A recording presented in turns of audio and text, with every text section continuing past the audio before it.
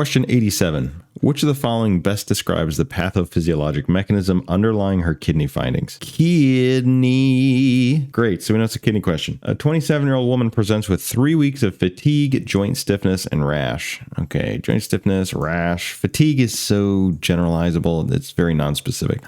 Rash after sun exposure specifically. She has a history of pleuritic chest pain and painless oral ulcers. UA shows 3+ protein and red cell casts. That's a lot of protein and red cells. Renal biopsy shows wire looping of capillaries. If you just thought to yourself, that sounds pathognomonic, you are correct. Wire looping, otherwise known as wire lupus. That's it. That's all I got. That's your diagnosis. Put that in Anki for sure. It's just a buzzword. Buzzwords are easy points. We could have given this to you without this line. You should have still been able to get it with the joint stiffness, the rash after sun exposure, malar rash. Anybody? Pleuritic chest pain, ulcers, and the nephritis alone without telling you that it was wire lupus. But whatever, we did. So now, basically, what's the mechanism of wire lupus? Probably a good idea just to ask yourself, what's the mechanism of lupus? So anyways, what's the mechanism? Subendothelial damage caused by bacterial superantigen. Bacterial superantigens are things that cause massive cytokine release, cytokine storm, even think toxic shock syndrome. That's not what's happening here. This is not a